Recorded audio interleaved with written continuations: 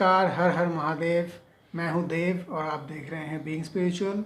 आज के इस एपिसोड में हम दोबारा आचार्य अंकुर वत्स जी के साथ मेरा जो डिस्कशन हुआ था जब मैंने विज़िट किया था आज से 6-7 महीने पहले सेंट्रल संस्कृत यूनिवर्सिटी जो कि देवप्रयाग में स्थित है। वहाँ पे बहुत कुछ पढ़ाया जाता है। योग पे रिसर्च भी होता है, पीएचडी भी होता है वहाँ पे।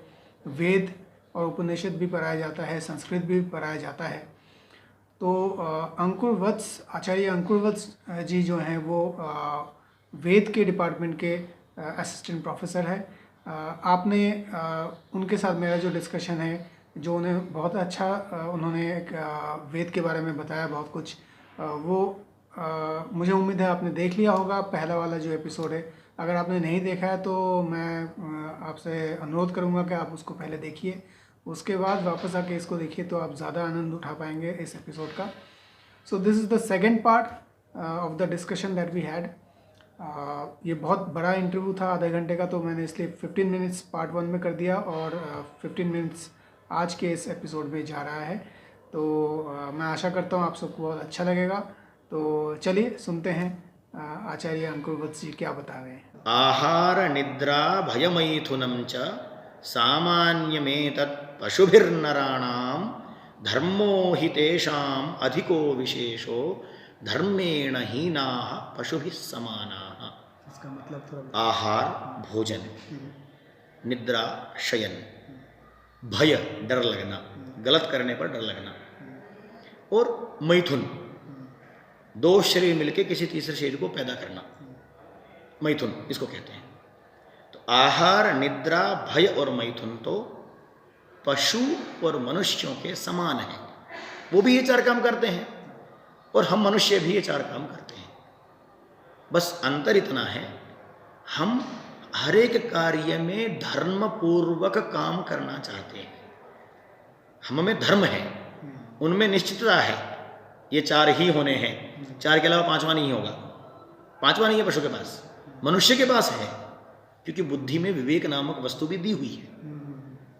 उस विवेक से हम निर्णय कर सकते हैं कि हमें धर्म का आचरण करना है कि अधर्म का आचरण करना है। उदाहरण के लिए युधिष्ठिर और दुर्योधन का बड़ा अच्छा उदाहरण है।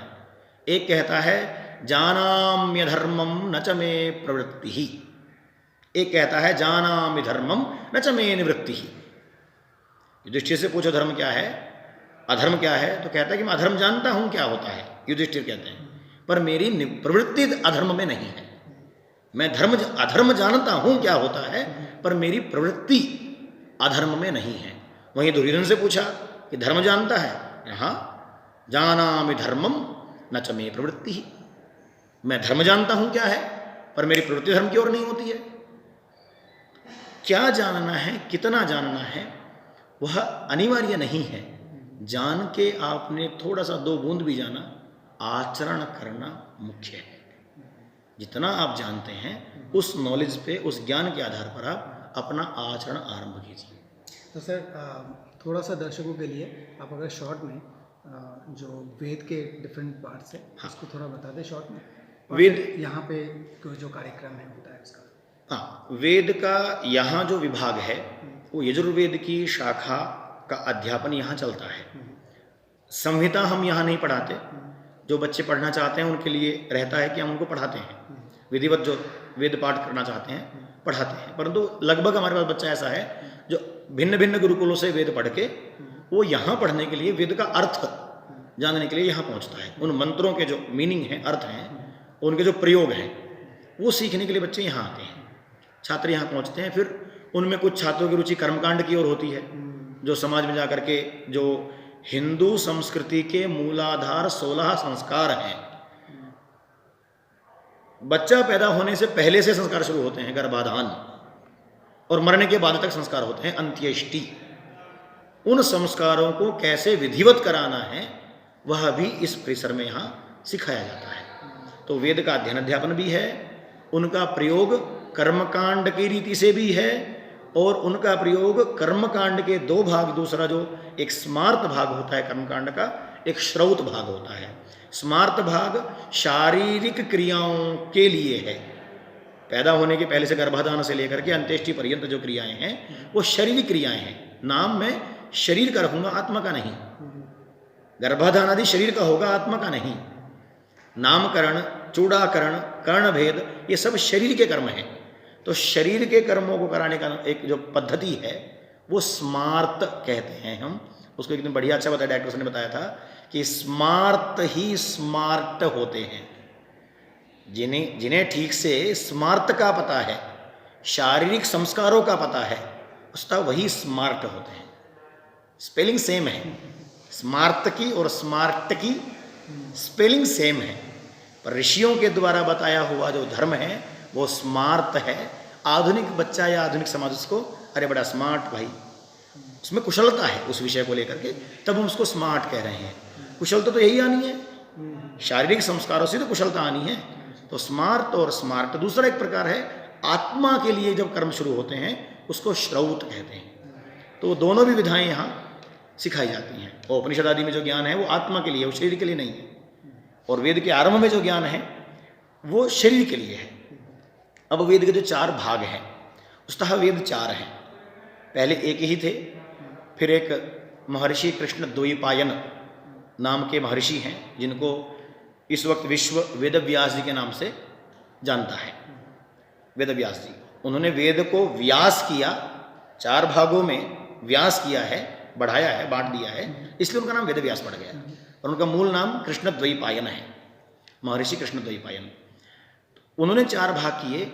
4 भाग का भी एक सामान्य से अगर समाज को समझाना है तो किसी को बुलाने जाते हैं, फिर बुला के आगे सत्कार करते हैं, कुछ उसकी स्तुति करते हैं, कुछ कमी शमी रहेगी तो उसको पूरा करते हैं। सोसाइटी में सामान्य सी चीज़ है। हमें कुछ फंक्शन करना है, हम किसी को बुलाने जाएंगे, लाके सत्कार करेंगे, उसको पानी देना, तौलिया देना, भोजन देना, ये सब करेंगे। बैठ के 2 मीठी बातें भी करेंगे, और कुछ कमी शमी रहेगी तो फिर उसे क्षमा याचना या प्रायश्चित आदि भी करते हैं। यही विधा है देवताओं को बुलाने के लिए ऋग्वेद। देवताओं का सम्मान सत्कार करने के लिए यजुर्वेद, और उनकी स्तुतियां गाने के लिए सामवेद। उनमें जो आह्वान में कमी रह गई हो, सत्कार में कमी रह गई हो, स्तुति में कमी रह गई हो, तो अथर्ववेद के द्वारा प्रायश्चित आदि करना है। ये 4 विभाग किए एक ही वेद के।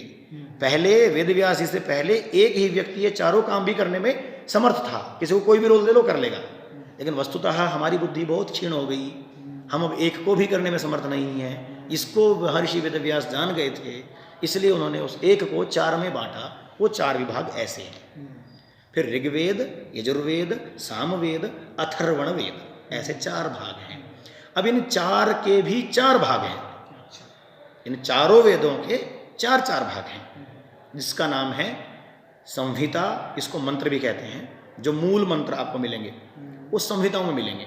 उनमें कोई भी पद टूटा हुआ नहीं होता है। अगर एक मंत्र में 4-5 वाक्य हैं तो वो सारे जुड़े हुए मिलेंगे, इकट्ठे ही बोलने हैं। कई बार 120-25 अक्षर का भी एक मंत्र हो जाता है। अक्षर की संख्या बता रहा हूँ। और हमारे जो वेद पढ़ते हैं तो हम वहाँ पढ़ते हैं मेथड्स में कि एक अक्षर से लेके 108 अक्षर तक के हमारे पास टेक्निक्स हैं मंत्र समझने की। एक अक्षर का मंत्र होगा तो भी हम समझेंगे कि हाँ इसका छंद क्या है, और 108 अक्षर का मंत्र होगा तो भी हम समझ जाएंगे कि इसका छंद क्या है। इतनी प्रक्रिया बना के दी है। इनका नाम है महर्षि पिंगल। पिंगल जी ने बना के दी है, बंगाल के ही थे महर्षि पिंगल। बहुत अच्छा है बंगाल का वेदों के विषय में। हलायुद्ध भट्ट जी मेरे गोत्र के थे, वत्स गोत्र के। उनका खतरनाक छंद पर भी काम है और वेद पर भी काम बढ़िया है उनका। बंगाल में बहुत बढ़िया जिया है। बंगाल ने एक समय यजुर्वेद को बहुत बढ़िया से पाला है और पाल के हम तक पहुंचाया है। वर्तमान में तो खैर थोड़ी सी ह्रासमान स्थिति है, पर इतिहास देखें तो बंगाल में वेद बहुत अच्छा था। बंगाल में अस्तु वहीं आता हूँ। मंत्र, ब्राह्मण, आरण्यक और उपनिषद, ये 4 भाग हैं वेद के। मंत्र में सभी प्रकार के मूल मंत्रों को बांध के रखा है एक तरफ। इनके सीधे अर्थ आपको समझ में नहीं आएंगे क्योंकि ये मंत्र हैं। और मंत्र वही है जो गुह्य हो सके, जो गुप्त हो सके, जो रहस्यमय हो सके। मंत्र उसी का नाम है, इसलिए ये मंत्र हैं। इन्हीं के मंत्रों के ही भाष्य सबसे निकटतम कमेंट्री, निकटतम इसलिए कह रहा हूं कि जिस ऋषि ने ये मंत्र बताया उसी ऋषि ने इसका अर्थ बताया है, उसका नाम ब्राह्मण है। ब्राह्मण किसी जाति का नाम नहीं है, ग्रंथ का नाम है। यहाँ दो भेद हैं, यदि ब्राह्मणा ऐसा कहते हैं तो जातिवाचक ब्राह्मण शब्द हो जाएगा, ब्राह्मणम नपुंसकलिंग में यदि बोलते हैं तो वो ग्रंथवाची, इसको मैं यहाँ कहना चाह रहा हूँ। संहिता ब्राह्मणम। तीसरा भाग है आरण्यक, जिसका लगभग वानप्रस्थ आश्रम से अरण्य और वन पर्यायवाची शब्द हैं, संबंध सीधा है। और उपनिषद चौथा भाग है। ऐसे जीवन के भी चार भाग हैं, ब्रह्मचर्याश्रम, गृहस्थाश्रम, वानप्रस्थ और संन्यास।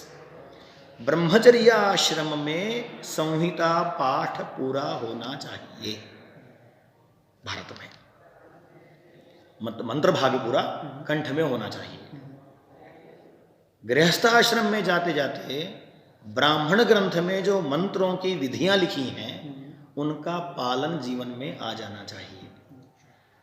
मंत्र बचपन में पढ़े, ब्राह्मण को एप्लीकेशन जो करना है, अपने ऊपर अप्लाई करना है, वो गृहस्थाश्रम में कर पाएंगे, ब्रह्मचर्य में नहीं होगा। क्योंकि यज्ञ आदि करने का अधिकार पत्नी के साथ बैठ के पुत्र हो जाने के बाद आता है। मैं अकेले ही कहीं स्वाहा स्वाहा करके उस जो वेद देना चाहता है उसको नहीं ले सकता। पुत्र उत्पन्न होने के बाद विधिवत दोनों को बैठ के, अकेले का अधिकार वहां भी नहीं है, पति पत्नी दोनों को ही साथ बैठ के यज्ञ संपन्न करना है, तब वो अधिकार है। इसलिए गृहस्थ में ही कर सकते हैं। तो ब्राह्मण का पालन जो होगा, ब्राह्मण ग्रंथों का, वो गृहस्थाश्रम में जाके होगा। फिर जब जिम्मेदारियों से मुक्त होने लग गए तो अब जंगल दिखाई देता है। जैसे आप अभी कह रहे थे कि सभी चीज़ों से होने के बाद एक अलगाव हुआ और मैं वहाँ सबसे अलग होकर किसी अन्य जगह जुड़ाव तो होना है कहीं ना कहीं, चाहे वहाँ चाहे यहाँ, चाहे इसमें इहलोक में जुड़ाव हो या परलोक में जुड़ाव हो, जुड़ाव तो कहीं ना कहीं रहेगा। बिना जुड़ाव के हम रह नहीं सकते, जुड़ाव कहीं ना कहीं रहना है, परंतु वो डायरेक्शन क्या देनी है, कैसे देनी है, ये हमारे इस पर निर्भर करता है, मस्तिष्क पर। तो वानप्रस्थ की ओर चलना है क्योंकि हम विमुक्त हो गए हैं गृहस्थ से।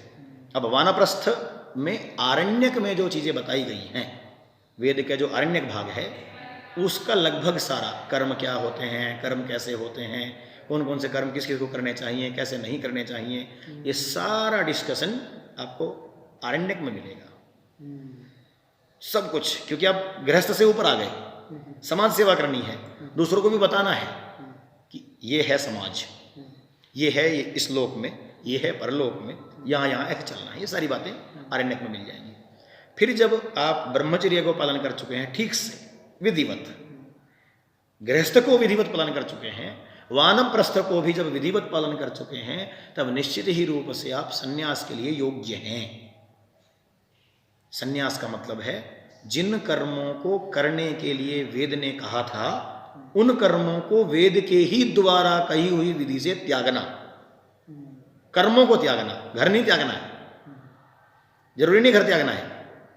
सर यहाँ पे एक क्वेश्चन मेरा है, अगर किसी ने विवाह नहीं किया है तो फिर क्या वो संन्यास के मतलब लायक नहीं है, या मतलब क्योंकि गृहस्थ जीवन अगर किसी ने उसको एक्सपीरियंस नहीं किया है तो फिर उसका कैसा हो रहा है? जब तक इंद्रियां थकती नहीं हैं तब तक संन्यास के योग्य तो नहीं है। त्यागी हो सकता है, मैंने ये चीज़ें त्याग दी, छोड़ दी, ऐसा छोड़ने वाला जरूर हो सकता है, उसको त्यागी शब्द से कह सकते हैं, लेकिन उससे न्यासी नहीं हो सकता। न्यासी में भी सम लगना है। कहने का मतलब जो त्यागी हुई चीज़ें हैं, और न्यास शब्द का जो अर्थ है वो वेद विहित कर्मों को वेद विधि से त्यागने का नाम है। अब जब वेद विहित कर्म ही नहीं हुए, वेद विहित कर्म है ब्रह्मचर्य आश्रम, गृहस्थ आश्रम, वानप्रस्थ आश्रम, इसको वेद के कहे हुए विधान से चलने का नाम वेद विहित कर्म करना है। जब वेद विहित कर्म ही नहीं हुए तो त्यागा क्या? इसलिए उसको संन्यास आश्रम की श्रेणी में नहीं रख सकते। दूसरा विध है कि पूर्व जन्म में किए हुए कर्म संचय के कारण प्रहलाद या ध्रुव, जिनकी कहानी सुनी होगी आपने, 6-6, 7-7 साल के बच्चे अपना शरीर त्याग कर मोक्ष को प्राप्त कर जाते हैं, परंतु उनके 6 जन्म उससे पहले लग गए, जो हमें चरम चक्षु से दिखाई नहीं देंगे। संन्यास में वेद विहित कर्मों को त्यागने के बाद ही अधिकार प्राप्त होता है। संन्यास के लिए एक सदानंद योगी 17वीं 18वीं सदी में हुए वो, उन्होंने एक बड़ी अच्छी बात कही कि जिसको वेद का अर्थ अपने आप लग रहा हो, इसके नित्य नैमित्तिक काम्य और प्रायश्चित चारों ही प्रकार के कर्मों को करके निष्पाप जो हो चुका हो, पाप ना बचे हो, अब संन्यास में अधिकार है। अब जब पाप ही हमने इकट्ठे किए हुए हैं, क्योंकि हमने ब्रह्मचर्य आश्रम में तप नहीं किया, गृहस्थ आश्रम में देवताओं को आहुतियां नहीं दी। गृहस्थ आश्रम का मुख्य उद्देश्य है इस सृष्टि में एक सुसंतान देना और देवताओं को पुष्ट करना। वानप्रस्थ में मैंने समाज के लिए कुछ किया नहीं, तो त्याग किए मैं क्या करूँगा? संन्यास किसका, न्यास किसका किया मैंने? जब मैंने कहीं कुछ न्यास किया ही नहीं, तो सम शब्द का अर्थ होता है अच्छा। सम संस्कृत में जो बोलते हैं ना, संस्कृत में भी जो सम लगा है ऊपर, उसका अर्थ भी अच्छा ही है। संस्कार में भी जो सम लगा है, उसका अर्थ भी अच्छा है। अच्छे काम संस्कार, अच्छी कृति संस्कृति जो कहते हैं संस्कृति, ऐसे ही सम न्यास। न्यास तो तभी सम हो सकता है जब वो विधिवत आया हो, ये तो त्याग तक सही है, त्यागी हो सकते हैं। ये वेद का थोड़ा सा संक्षेप में है। और थोड़ा सा जैसे हम पहले बात कर रहे थे, थोड़ा सा अगर आप इस उपनिषद का थोड़ा सा बता दें, कैसे ये इन शॉर्ट। उपनिषद, उपनिषद 3 शब्द हैं। उप शब्द का अर्थ संस्कृत भाषा में होता है समीप, एक उपसर्ग है। नी, यह भी एक उपसर्ग है, निकटतम ऐसा आप कह सकते हो। और शद जो शब्द है यहाँ, उसका अर्थ है बैठना या रहना। तो समीप में रहना इतना तो लग गया। उपनिषद शब्द से जो 3 शब्द बताए, उप माने समीप, बढ़िया से, निश्शेषेण सीदति इति उपनिषदः। तो उपनिषदों का काम है आपको आपके पास सही से लेके जाना, सही से बैठाना। अब आप क्या हैं ये दिखाने का काम उपनिषद करेंगे, क्योंकि लक्ष्य तो वही है कि आपको आपसे मिलाना है। मुझे आपसे नहीं मिलाना उपनिषद का काम, मुझे मेरे से ही मिलाना है। अब मुझे कहने का मतलब यहाँ मुझे और मेरे में दोनों में ही एक ही अभिधान होगा।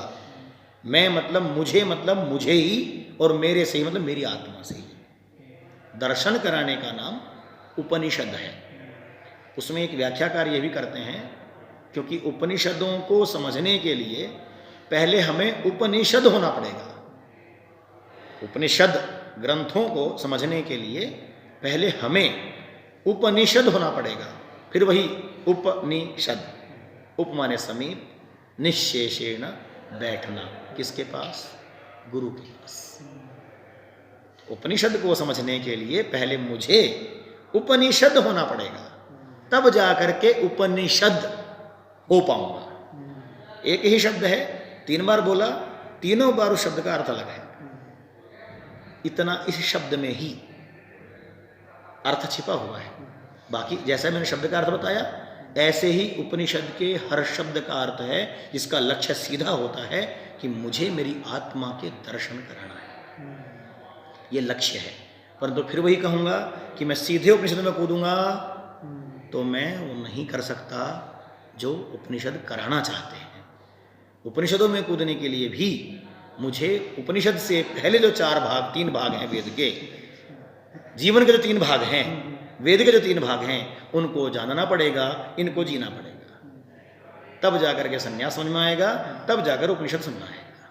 तो वो जैसे लाइफ का 4th पार्ट संन्यास है, वो और ये उपनिषद वेद का 4th पार्ट ये कह सकते हैं आप, जो ना 4th स्टेज में आ गए, तो वो लाइफ की 4th स्टेज है और ये नॉलेज या विजडम की 4th स्टेज है। और इसीलिए शायद उपनिषद को स्पिरिचुअलिटी के साथ ले, इसीलिए क्योंकि संन्यास आश्रम में आपकी संन्यास आश्रम की उम्र लगभग सारी इंद्रियों की शांति के बाद आरंभ होती है।